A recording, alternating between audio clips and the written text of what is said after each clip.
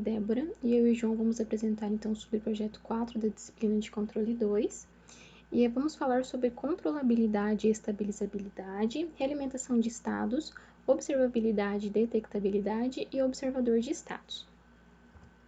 Bom, começando então com controlabilidade e estabilizabilidade, se for possível obter uma entrada capaz de transferir todas as variáveis de estado de um estado inicial desejado para um estado final desejado, a gente diz então que o sistema ele é controlável.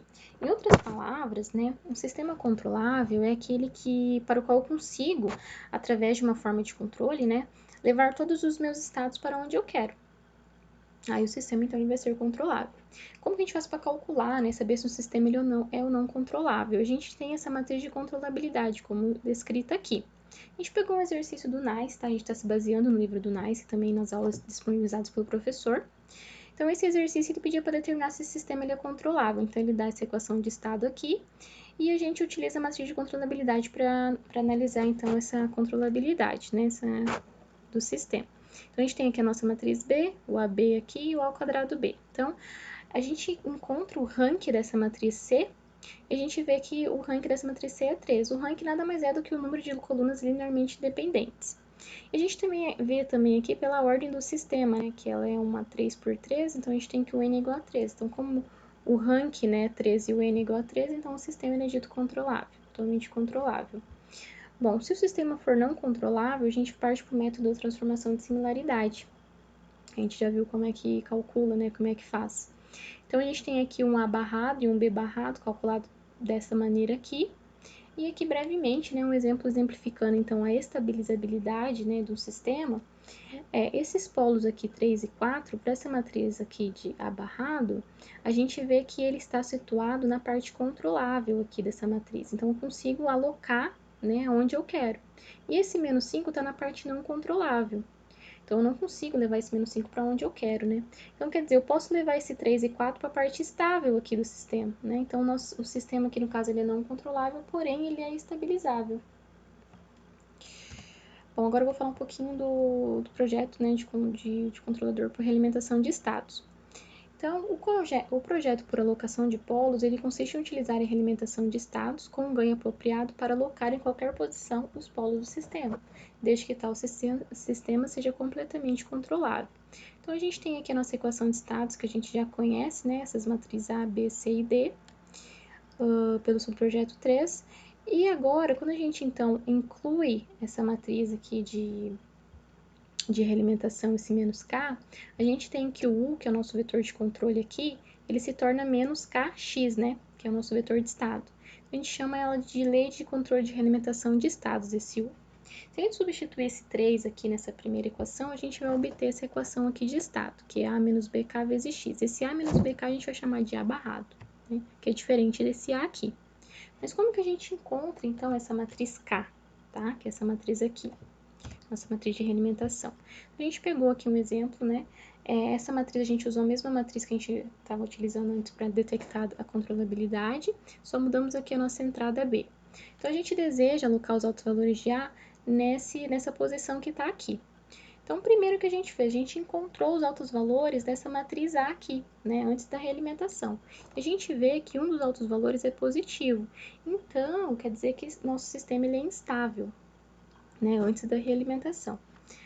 Bom, a gente encontra então a nossa equação característica desejada, né, utilizando esses altos valores que a gente quer novo aqui, né, então a gente tem aqui essa equação, e agora a gente faz a equação característica com a realimentação, né, então incluindo aquele menos K. A gente faz os cálculos aqui e chega nessa equação aqui. Agora a gente iguala, né, essa equação 1 com essa equação 2, a fim de encontrar os valores de K1, K2 e K3, né, que é a nossa matriz de realimentação, e encontra esses valores aqui. Agora, a gente só, aqui do lado, só uma parte do MATLAB lá, que para confirmar, né, se esse sistema é totalmente controlável, como a gente mudou aqui a entrada, né, então a gente conclui aqui que o rank é 3, então ele é totalmente controlável. Aqui é só uma visualização de como que fica, né. Então, aqui a gente tem o nosso sistema sem realimentação de estados, então aqui a gente tem os 3 estados, né, com cor diferente aqui. Então, como eu já tinha dito, o sistema ele é instável, né.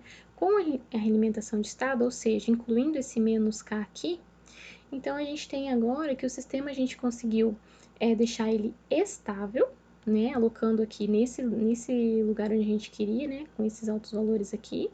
Então, o sistema se tornou estável e a gente conseguiu colocar onde a gente queria.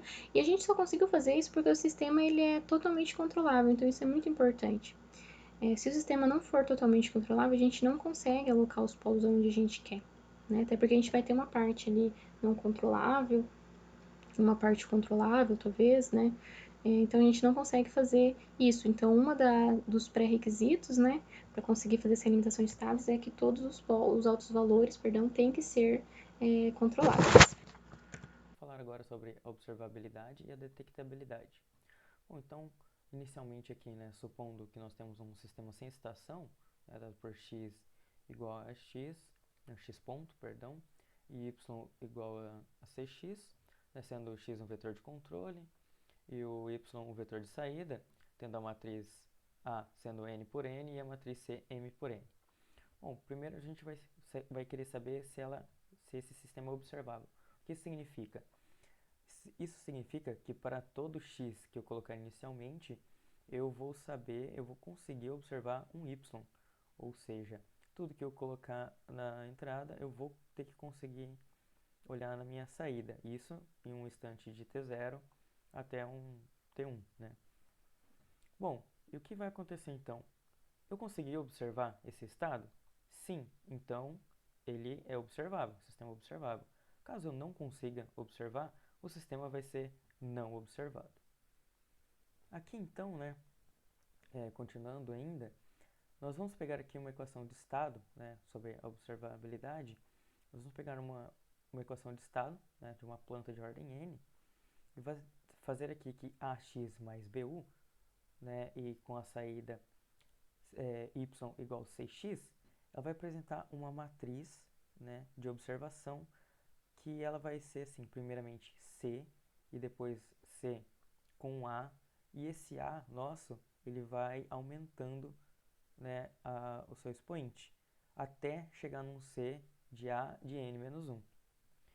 E aqui, né, sobre a detectabilidade. Igual antes lá, a Débora já havia comentado sobre a matriz para saber da estabilidade, aqui nós fazemos a mesma coisa, né, com a linha, o B' e o C'. Nós montamos a matriz e ela pode ser detectável ou não detectável. E aqui continuando, né, uma observação, que a observabilidade e a controlabilidade, elas são duais. Ou seja, quando a gente conseguir melhorar uma, a gente vai acabar perdendo na outra. Então agora, sobre o observador de estados, né, o que vai acontecer?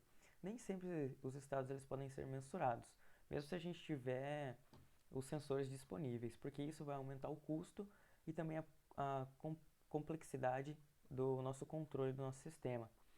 Então, o que o observador, né, a gente vai conseguir fazer? Então, conhecendo a entrada e a saída e também o modelo do sistema, a gente pode estimar os estados das medidas internas do nosso sistema. Então, tendo aqui, né, essa equação aqui, né, o nosso sistema, dado por x ponto e a saída de y de t, né, nós vamos fazer uma réplica dessa entrada. Né, que essa réplica aqui vai ser o que a gente vai ter e esse aqui é o nosso esperado. Então, quando a gente subtrai um pelo outro, nós vamos ter um erro, certo? Então, esse aqui é o nosso observador de estado completo, certo? Planta. E o que nós vamos fazer? Nós vamos pegar a derivada do erro do tempo e nós vamos fazer aqui que o nossa entrada, né, desejada menos o que nós observamos e fazer a derivada desse erro. E o que a gente quer, né? Então a gente quer que isso, quando t tende a infinito, esse erro seja o mais próximo de zero. Ou seja, o que nós vamos observar seja o mais próximo do observado. Então, sempre que o sistema for completamente observável, né, a gente sempre vai poder encontrar um ganho L, ou seja, essa matriz aqui, para que o erro seja assintotamente estável. Então, a única coisa que a gente vai precisar é achar esse L para que o sistema seja estável. Bom, obrigado pela atenção.